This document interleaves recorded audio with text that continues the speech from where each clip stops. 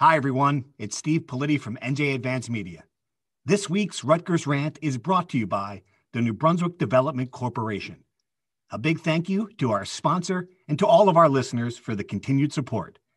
Now let's get to the show.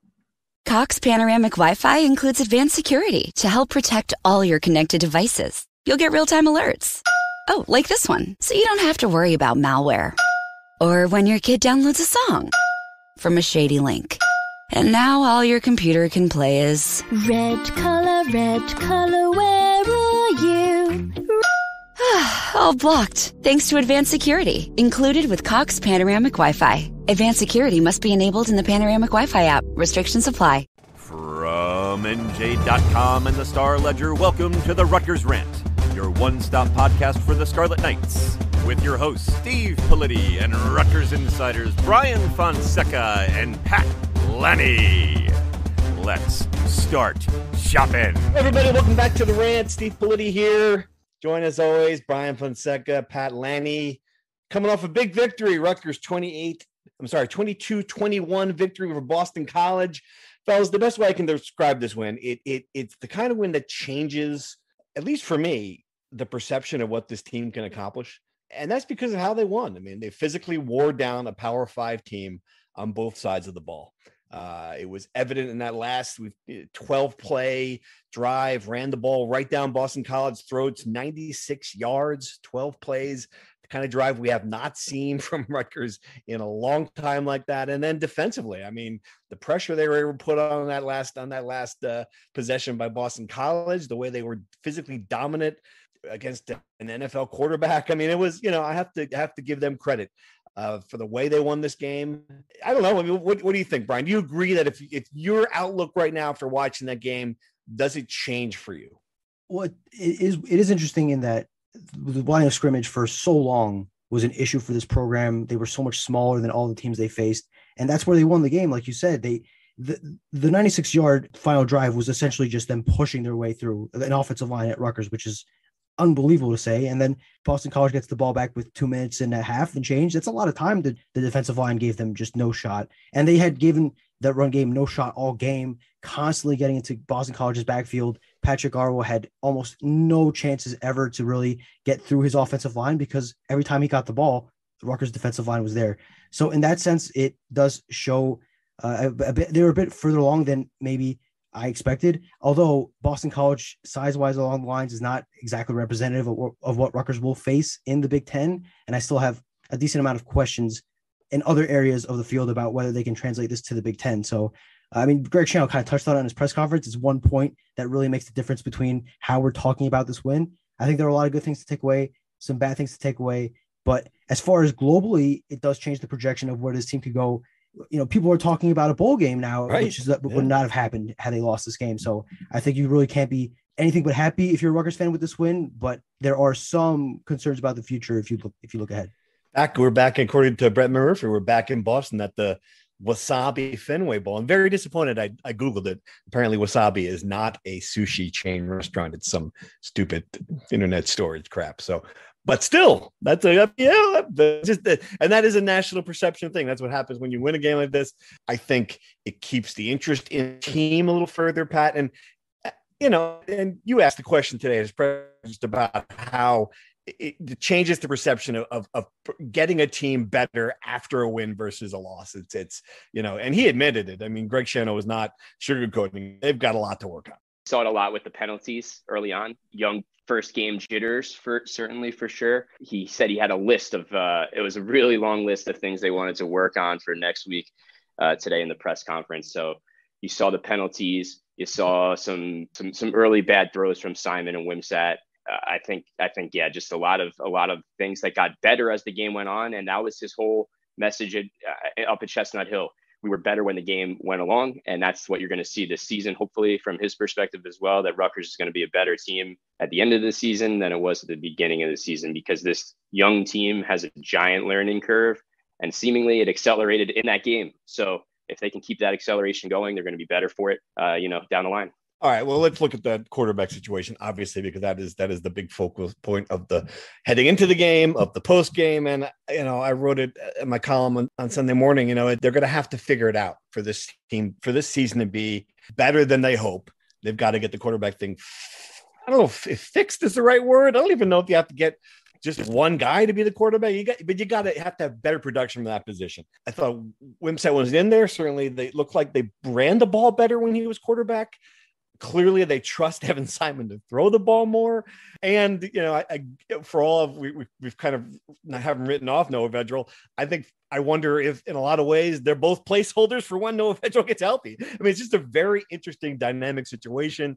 Did Greg Schiano say anything today, or in watching the film, Brian, did you see anything on there that changed, that gives some new insight on this problem they have? Well, Greg Schiano said that as a blanket statement, they're going to do whatever it takes to win. I don't know if you guys had heard that before, but that's what Rutgers is going to. They're going to try to win every week, and they'll do whatever it takes to get there. That's great. That's big. That's big, Cotton. Bold, Cotton. Yes. When I was watching the film, one thing that really stuck out was there were a couple plays when the two times Gavin Wimsatt rolled out to throw, which is something that Evan did not do throughout the game. There were two opportunities just right there. The first one, if he tucks it and runs, he could probably turn what was, a 1 yard gain into 20 yards with his feet. And there's the one throw he missed on the game-winning drive.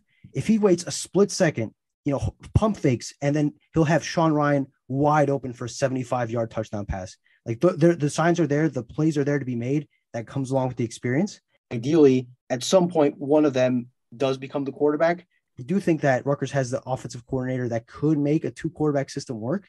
He's done it in the past in Princeton. The situation isn't exactly the same, but Sean Gleason has plenty of experience in this system. I do think that if they are going to continue in the system, which it sounds like, at least for Wagner on Saturday, that's going to be a given. I think they have to be a lot better, both of them. I think the decisions on who plays when to take out quarterbacks has to be fixed, because there was countless times. I think there were 5 times where a quarterback starts a drive, then another quarterback comes in for the second play, and then sometimes it's another one for the third play, or the same guy plays 2 plays in a row. It was just as confusing as it must have been for Boston College. It must have been confusing for the quarterbacks on the field too. So you make a great point there. It wasn't just the shuffling of the quarterbacks. It was the shuffling of the quarterbacks in the middle of drives. And it's one thing if you're going to start a drive, bring the guy, give him an opportunity to run a series. But, and there was one moment they had to call a timeout. I forget when it was, maybe third quarter. You could see Wimsatt on the field looking for the play. And instead of the play, he gets Evan Simon running in to come in to take over the offense. And, they didn't not enough time on the play clock, had to call timeout there. You brought this, Brian, in your film review. I'd have to say, wasn't a James Kratz film review, but still very good first film review. No Pulitzer Prize for it yet, but excellent job. Thank you. It's week 1, Steve. Don't forget. Week 1. I know it's week 1. Big shoes to fill. Big shoes to fill. I'm just saying, great job. You brought it out that there was one drive where Wimsatt looked like he found some rhythm, and then all of a sudden you got Joshua Youngblood taking a snap. It was just a lot of stuff where you're like, all right, I get it. You want to keep them off balance.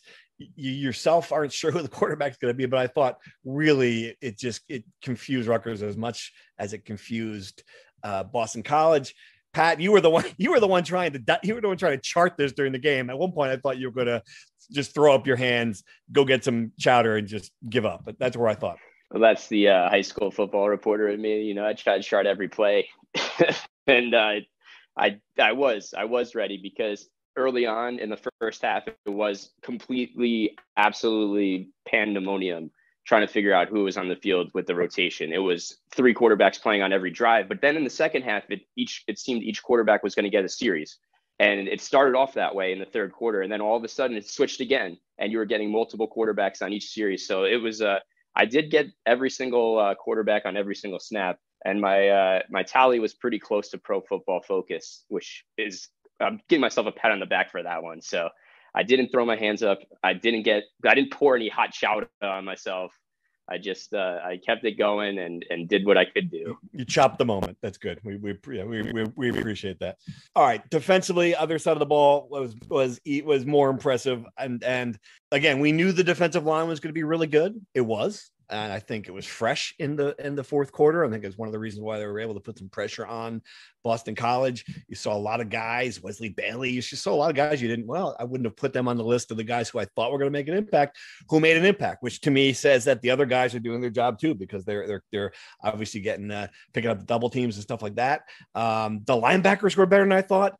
And the secondary maybe wasn't as good as we expected, but still late in the, 2 interceptions to one, a huge turnover that led to a touchdown. So, all right, you if you were liking the defense when you watched it, Brian, what did you see in the tape that made you even more feel better about that day? Yeah, I totally agree on the linebackers. I was really impressed with Tyrone Powell and Deion Jennings. It's really played really, really well against the run. We're constantly in gaps. We were a big part of why Boston College got nothing going in the run game. Yes, the secondary did take advantage of some mistakes from Dracovic, got those 2 interceptions, but really struggled in tackling in open space. I mean, Zay Flowers had a field day whenever he got the ball in space. It was really hard to keep up for them, which, to be fair, a lot of teams are going to have trouble stopping Zay Flowers, but they had a tough time with him. They had a tough time against their tight end, who is one of the better tight ends probably in the ACC. Rutgers is going to face a lot of good big tight ends in the Big Ten, so that'll be something to work with. And that's partly on the linebackers too. So that's an issue they had.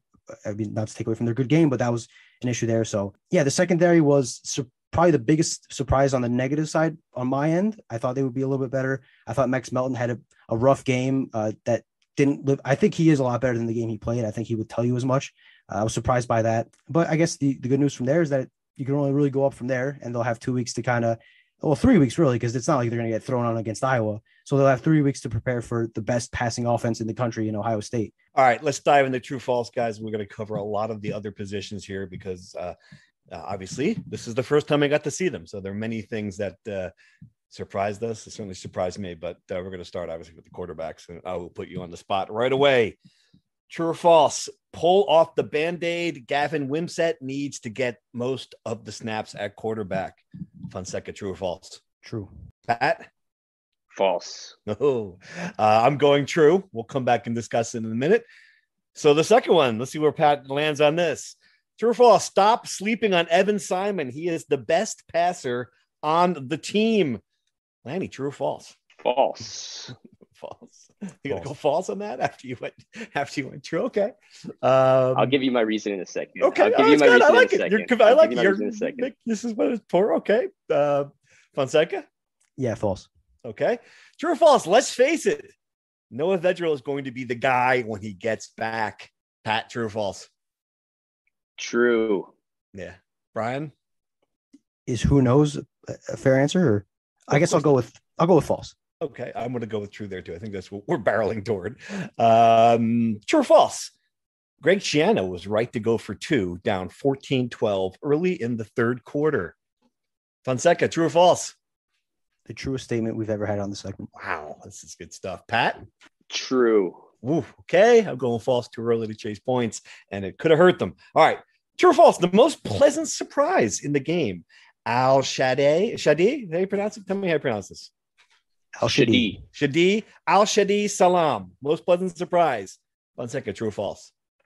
I'll go false, but he was a pleasant surprise, actually. Pat? I'm going to go true because without him, they don't win. I think it's very true too. I had written him off on the depth chart before the game. I was already looking to the freshman. All right, true or false? Most pleasant surprise then. Wesley Bailey. Fonseca, is that your guy? True or false? I'll say false, but because my biggest surprise is more position wise. All right. Pat, true or false? Salam was my biggest surprise. But Wesley Bailey played great. There's no question. Game. Absolutely. True or false? Biggest disappointment. Taj Harris. Fonseca, true or false? False, but close to. I'll put him at second. Okay. Pat, true or false? Oh man, tough. I'm going to say true. Yeah, I'm going true there too. Absolutely. Because the hype was so high coming in. I thought he was going to make a big impact. He only played 11 snaps. All right, true or false? Finally, biggest disappointment, Max Melton. Is that your guy, Fonseca? True or false? True. I was going to say the secondary in general, but Max Melton. Yeah, true. Yeah, true. I mean, obviously we got your answer to that one already, Pat, so we know it's not Max Melton. But yeah, and I look back, watching that game now, let's go through these and talk about it because there's a lot of things here. I don't know if we were too hard on Max Melton. The first touchdown was just a great play by Zay Flowers, an NFL prospect. He came back and caught an underthrown pass. Second play, touchdown. He looked like he slipped. And then look at the other big Zay Flowers touchdown might have been against the zone defense. I mean, what did you see watching that film, Fonseca? Yeah, I agree. The first one, there's really not much Max Melton could have done. I mean, that was just an insane catch from Zay Flowers on an underthrown ball. And the third touchdown was against the zone. Zay Flowers just got a ball in space and just ran through the entire Rutgers secondary. Yeah, that was tough. All right. So, but for me, Taj Harris, and I guess I just assumed him coming in, Syracuse, big play receiver, a position of massive need, a lot of hype, 11 plays. We asked Greg Shannon directly about him, and you had to follow up to make sure there wasn't discipline. I mean, give me a sense of what the answer was from Greg Shannon and whether or not you buy it. Greg essentially said it was down to competition, that he was slowly ramping up his reps. He's a newcomer, and he's kind of hoping that as he learns, he will grab more reps in a bigger role.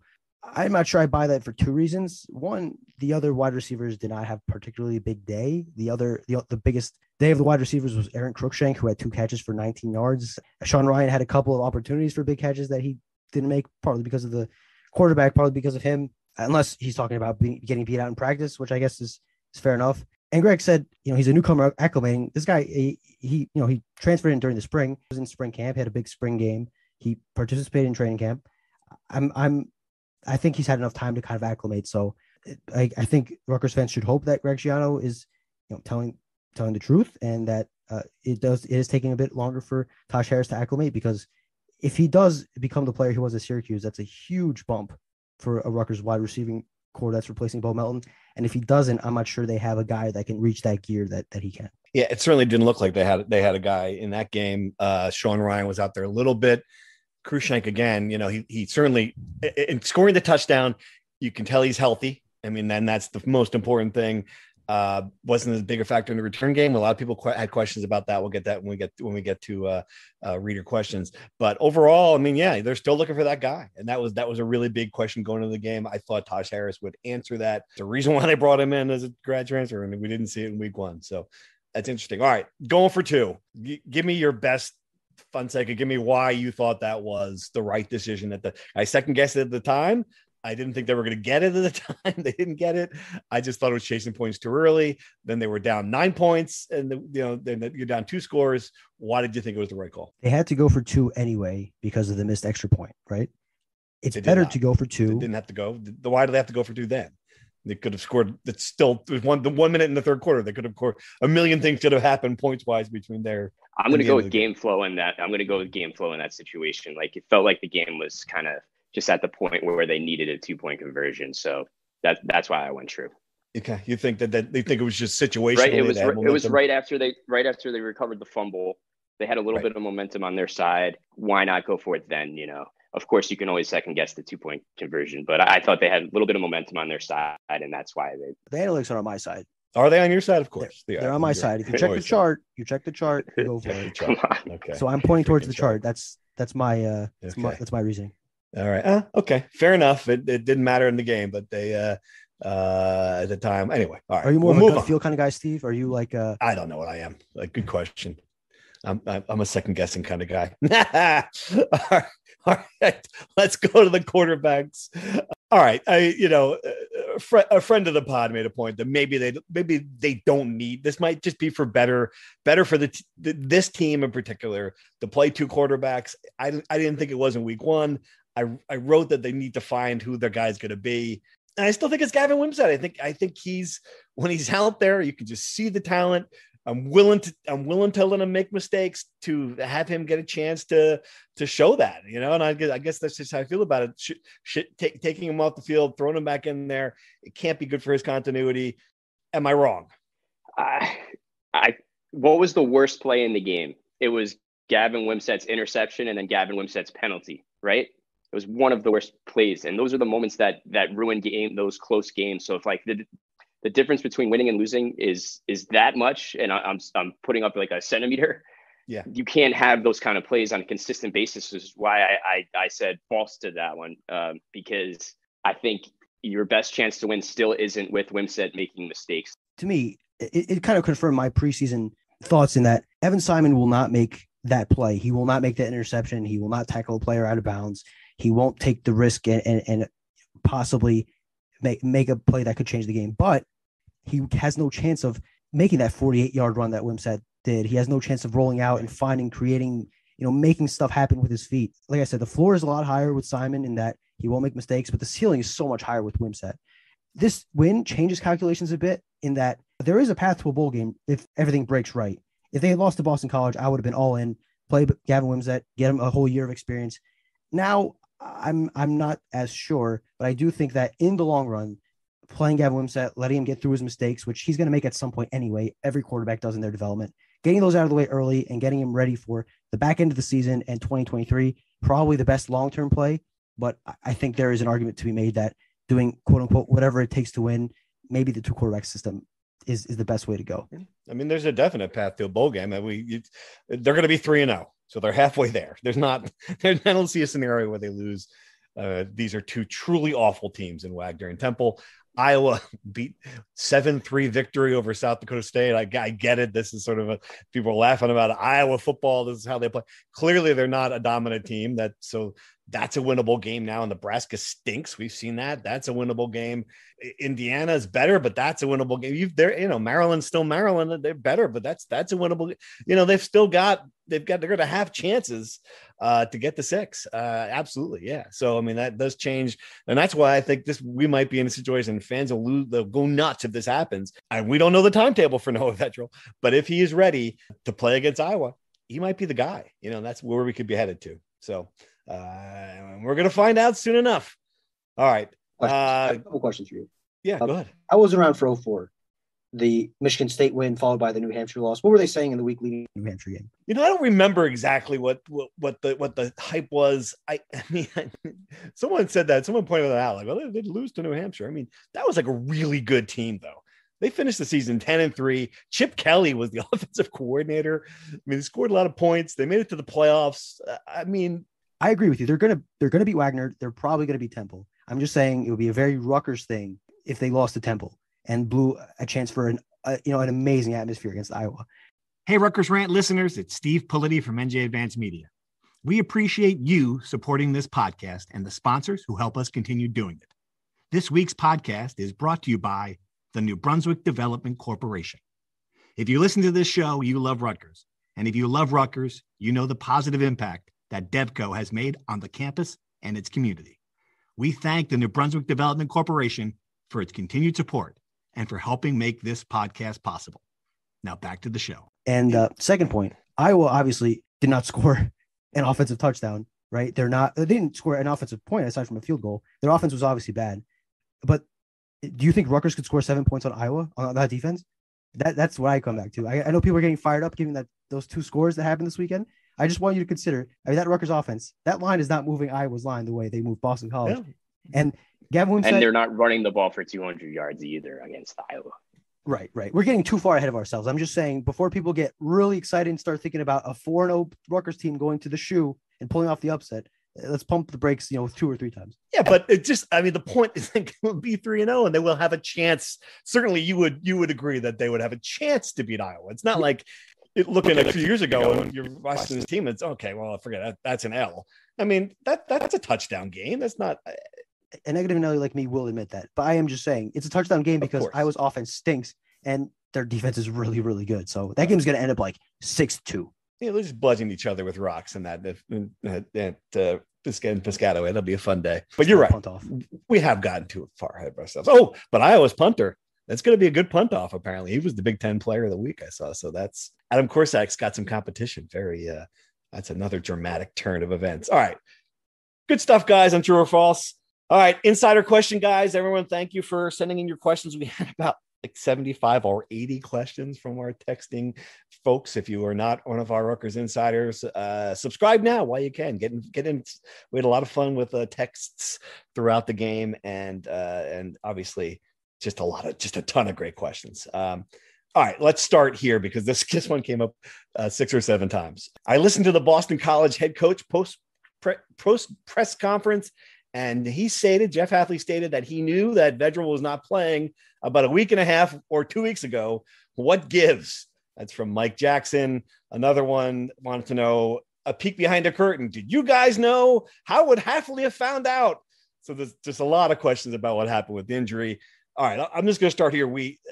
As I mentioned last week, when we see a practice, it is off the record, quote unquote. That means we cannot report what we see. So yes, both you guys, I was not there. Both you guys were there for the injury. We were aware of it, couldn't report it. And that's just the policy that Rutgers has. How did Boston College find out? There's still 250 people who were at practice. It's not like Boston College recruits the same area in the state. They have, high school coaches. There's a million people. When it happened, I was like, there's no way we're getting to game week without Boston College finding out. And we found out, that was the case. But, that's just Greg Schiano. He's right, Brian. He's just going to keep that. He's just going to try to get any advantage he possibly can. And that was what he was doing there. And it didn't work. He didn't get the game week without BC finding out. Right. Imagine if they let us report that Noah Vedral was out, Rutgers might have lost that game. Think about that, Steve. You think so? Yeah. I don't know if I think so. But maybe Greg Schiano thinks so. And that's really, at this point, he's the one that calls it here. So. Hey, college coaches across the country, they play 3-dimensional chess with this stuff. There is no injury policy. They're under no obligation to report the injury. If it was a left guard, I'm pretty sure they could have, or even a starting linebacker, I'm pretty sure it could have gotten to game week with a quarterback. That's just tough. And so apparently Boston College was not surprised, even if many fans were surprised that Noah Vedral was hurt. All right, let's dive into the next one here. Here's one for you, Pat. Jersey John wants to know, can you guys discuss your thoughts on Salam's performance and whether or not you think he has the potential to have a breakout year? I know it might be too early to tell based on one performance, but I'm wondering if the combination of him and Monangai could possibly give Rutgers that 1-2 punch. Certainly with the uncertain timing of Young's return, added snaps might give him an opportunity to shine. Pat, this is the kid you watched in high school, and were you surprised by what he did? I was surprised. Pleasantly surprised, of course. We knew that he was going to be in the mix a little bit based on the depth charts and stuff. What he adds to the mix with Monangai is the speed and power, right? Like Monangai, he's a little guy, but he runs between the tackles really well and runs with power. Salam is a nice complement to that. Aaron Young, when he gets back, from what I've been told, is he's a great pass catching receiver, a great pass catching tailback. So you got 3 good running backs there with 3 different, very versatile skill sets. That's a college backfield. Like, that's what having that versatility is important. And the days of maybe like the one guy isn't necessarily always the way to go. When you have versatility, it can work. So I think Rutgers wants to do that, and they're going to play 3-4 running backs every week. Yeah, and certainly, obviously, Kyle Monangai would be the workhorse guy. I just continue to love him as a running back. But I think you're right. There's no reason why he's not. He's that good off-speed pitch. Certainly, he's got some speed. He's got some nice moves, and that was a great run there on for the touchdown to give the Scarlet Knights the lead. All right, more questions. So this is one we've gotten a couple of times as well. New Jersey is a prime recruiting territory for BC. Disregarding NIL, do you think this win will help Rutgers, particularly going to head with Boston College? Good question. Imran Todrick Hunt really broke that down pregame. Greg Schiano and Jeff Hathley obviously are both a pair of guys who want to recruit the New Jersey Pro Girls, want to get the best talent in New Jersey. I don't know how much head-to-head, Brian, they're really going with guys these days. Rutgers is taking more of a national approach a lot of times now with recruiting. But it can't hurt, right? So now this is the second year in a row they've taken one of these teams. Greg Schiano does not want to play them, but he did it. He beat Syracuse last year. He beat Boston College this year. It certainly can't hurt recruiting. Yeah, it can't hurt recruiting. I don't know how much cross recruiting there are between these teams since Schiano has come back and Hathley's been back. They kind of switched a bit. But yeah, if you're going against a kid, if you're going against one school for a kid, you can show that you've beaten this team, especially the way Rutgers did. It certainly helps. All right, dive into a few more. How did the rookies do on their first road trip? Question from CJ in Basking Ridge. Fonseca, what did we learn? Who played? Who was out there that played that we didn't expect to play? I mean, by rookie, take a guy who if he had a few snaps last year, it's fine. But were there guys out there who impressed you, who were first time or close to first time players? Well, Al Shadi obviously scoring the game-winning touchdown, pretty big one. Kamar Missouri played his second game. He played some snaps at left tackle for Willie Tyler. Was not an upgrade necessarily. Willie Tyler struggled in the past game, and Kamar Missouri did too. Almost got Evan Simon decapitated on a play late in the third quarter. But the fact he's the seventh guy is pretty good indication of how he's developing. The newcomers on the offensive line, I thought, were globally pretty good. Like I said, Willie Tyler struggled a bit in pass pro, but he was decent at run blocking. The other, linemen were relatively solid, especially on that last drive. Three of the guys on the line, along with Holland Pierce and Ireland Brown, were transfers, which shows how much they've boosted that line, because that line was not going to do that last year without them. Sean Ryan, I thought, showed some good signs at wide receiver. He had one catch, but he was in position for two more. That's Sam Brown had a carry. He didn't get as much action as I expected, maybe, but who did Shano shout out at the press conference who played a few snaps in the Gator Bowl? Yeah, the two guys he shouted out today were Desmond Igbinosun, safety, and Wesley Bailey. Yeah, and Wesley Bailey obviously had the huge sack that late in the game, and that leads us to the next question, which is a really good one, I think. What did you think of Hafley's end game management on BC's last offensive play on 4th and 25? They had 2 timeouts left, and he takes 1 timeout to punt. Wouldn't you go for it there? And even if you miss, then Rutgers scores and you're only down 8 with 2 minutes to go. Yeah, I mean, we didn't like, this is a total second guess. Of course, we were too busy writing and that holy crap, Rutgers was going to win this game moment to really worry about what Jeff Hafley was doing. But James Kratz, I got a text from Kratz during all the craziness. Like, why didn't Hafley just take a safety there and then try the onside kick on the safety? But I think the better play would, try to get to 25 yards. I mean, certainly they had some chunk plays during the game that makes more sense to me than punting it back to Rutgers, because the best case scenario happened at that point for BC is they got the punt with 17 seconds left and obviously not enough time to do anything there. What did you think of that at the end of the game? James Kratz is the only human being on earth who would think of taking that intentional safety. It's the most Kratz-esque thing of all time. And honestly, it's a good it really is a Kratz-esque thing. It's a great idea too. I would have never thought about it. I'm also not a football coach. I mean, it's a great idea, truthfully. It's a second guess. It's a tough spot. I would want to be Jeff Hafley in that spot. It's really tough because let's say you go for it, then Rutgers gets the ball back. Yes, the hope is that they score, right? But what if they just kneel it down for 3 plays? You use your 2 timeouts. Right. And then they score anyway. Now you're down, you get the ball back with a minute left. And I think, honestly, there's no right choice to do. You're really screwed no matter what you do.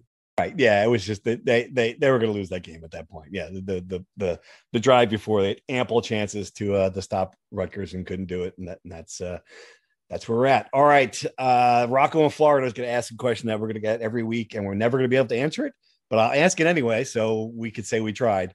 Any info on the injury situation? Looked like at least there were no apparent injuries during the game. Did I miss anything? Was there anybody get hurt that would have been a concern? Kyle Monangai limped off at some point on the last drive, but he talked to us after the game, obviously. Said it was a rotational thing, I think he'll be fine. Deion Jennings nicked himself up on a special teams coverage play, but was back in the game, so he's fine. So as far as I can remember, unless I'm missing something super glaring, they came out pretty healthy out of the game. All right. Great job, guys. And thank you everyone for the questions. That we had far more questions than we could possibly get to this week, but we will try to answer them in the tech service. So thank you for doing that. All right, let's go to the road trip. This is our first road trip as the new pod group up to Boston. I've got a good road trip story that I want to share with the audience. So, to set the scene, this is the first time 3 of us are traveling together. We go to not a fancy, a nice restaurant. Get the bill. I take my credit card. I put it in the little folder there. Head to the bathroom. I figure that while I'm gone, that my 2 colleagues would also put their credit cards in the folder. And I get back, and the bill's there, and it was all on my card. So I got to tell you, that was really a smooth, you gave me the look like, well, wait, were we supposed to also pay for our meals? Like this was the first time we've ever split a check. So defend yourself. Fonseca, what was that? Did you plan that ahead of time? I like the idea that I believe that you guys were laughing like hell when the waiter came and took the card. That's what I want to believe. Lanny and I game planned while you were in the bathroom to do the whole thing. I wish I could say that. No, it's week one, Steve. I said for many things. I'm learning. It's my first road trip. I'm a rookie. Uh-huh. I thought one card was more efficient. That's you good. live and you learn. And I will add, Steve, the day that we went to lunch when we recorded the first podcast that I was on, when I hit the Seton Hall car, you also did put down your card and paid for the whole thing. So there is precedence. That is a good point. Fair point. Yes, when you rammed into the guy with the Seton Hall sticker. I forgot about that. It's a good point. Okay, good defense. Fair defense. I'll give you that. Okay. All right. Good road trip, though. Lanny, did you enjoy your first road trip as Rutgers beat writer? I mean, hotel was okay. Kazumba convention at the hotel. That was kind of fun. You know what Kazumba is? I didn't know what Kazumba was, but they were like it was terrific. I had no idea. I had no idea what Kazumba was. I obviously found out. That was great. The stress of the game was tough. Charting every play, I was like losing my mind at some points. It was stressful, and then of course the rewrite is always stressful. So I will always remember my first Rutgers game for sure. Road trip though, overall great success. You were a great driver. I did get us home quickly, which was good. So we'll keep that in mind. All right, predictions. We were all at least half wrong on our prediction last week. I was 100% wrong. I thought Boston College would win and cover. You guys at least got Rutgers to cover. So you were 1-0. I am 0-1. You're leading. Fonseca, do we have a line? We have a line on Wagner yet? What's the line on Wagner? We do not. FCS teams do not drop lines until I think either the day before or the morning of. So okay. So we'll have to wait a bit. Can we pick a line? Can we make? What do you think the line should be on this game? Rutgers minus 69. How about that? 69 seems nice. Let's go. Seems a little high. Let's go with Rutgers minus 34.5. 30. That's it. Okay. I think it's higher. All right. Let me change it. All right. Give me my third crack. All right. 42.5. That's good. 40. I think that's the right number. It's exactly the right number. All right. So our Vegas line is Rutgers minus 42.5. That's the one that'll count. No matter what they come up with, the Vegas comes up with 18. We're still stuck at 42.5. All right. What's your prediction, Fonseca? Who are you taking? I'll go Rutgers 49, Wagner 3. They do not cover. They do not cover. You're going to give them a field goal, though. Wagner's going to kick a field goal. They're playing their light. They're for their lives out here. They've lost 21 games in a row. All they have is their pride. So they're going to have to score something, Yeah, I bring think some points back to Staten Island. That's good. That's a great point. Okay. All right, Lanny, what do you think? What's your score in this one? I'm going to say 42.5. Rutgers covers, and we're going to go 54-10. 54-10. They do give up a touchdown. Wow. Okay. Yeah. I mean, we're all going to go in the same direction here. Wagner is really bad. I added it up, but they're 21 straight losses and they've been outscored by 3 touchdowns and an average in that stretch. I would say I'm not going to kid you and pretend I know anything about Wagner, but I do know that Greg Shanna will not call off the dogs in this game. They will try to score as many points as they possibly can in the first half. They're going to run the ball over them. They're going to want to get the passing game going. I think it's going to be Rutgers could break 60 in this game. That's where I'm going to go. I'm going to go like 61-7, that kind of score, 59-7. I don't know. We'll figure out what the number is, but I think it's going to be a breezy win. Rutgers fans will enjoy their first boardwalk experience. A lot of new wrinkles, fireworks display, a lot going on that'll be of more interest, I think, than the actual football when this is all said and done. All right, gents, any final thoughts? Fonseca, what else? Send us off here. One very interesting thing that got lost in the mix is this weekend, Rutgers hosted 2 pretty big basketball prospects. Bayfall, 5-foot center, 5-star, not 5-foot center. That would be hilarious. A 5-star center from the class of 2023. Him and Papa Conte are the 2 candidates to, or rather 2 prospects that Rutgers is really pulling for to replace Cliff Omori, who is probably gone after the season. The fact Rutgers got Bayfall on campus is very good. I don't think their chances of landing him are in particular. It seems like he's Arkansas lean at this moment. And it is stunning, probably the biggest recruiting win Steve Pikiell has had if he can pull him out of Colorado. I don't know. I think Papa Conte is more likely, but Rutgers is really fighting an uphill battle with both. Either would be tremendous. I am not particularly optimistic for Rutgers on either.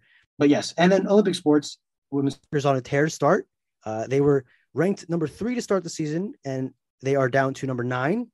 They took that personally and beat Temple 7-0, and they could have beat Temple 100-0 if they really wanted to. So a good start to the season for the ladies on the soccer pitch. Why did they drop from 3-9 if they hadn't lost the game? I don't understand. Yeah, the coaches poll is not exactly a science, and okay. I think the argument is strength of schedule, which is obviously my favorite argument to make about anything. But I think they'll move up after this week. Very exciting. Women's soccer. Rutgers is a women's soccer school. Papa Conte, I'm rooting for him just because he would be in the top 10 all-time name category for the Scarlet Knights if he gets that is a first-class name. So let's hope we get Papa Conte on the roster. All right. On that note, we'll come back next week. We'll talk about the Wagner game. We'll see if the quarterback situation shakes out a little bit. And again, thanks for listening. See you then. Thank you for listening to the Rutgers Rant. To participate in the conversation and receive live updates about the Scarlet Knights directly to your phone, sign up at NJ.com/insider. You haven't heard enough from me yet, huh? Steve Politti here for one last thank you to this episode's sponsor, New Brunswick Development Corporation, and to listeners like you who make it all the way to the end of the show. We'll see you again soon.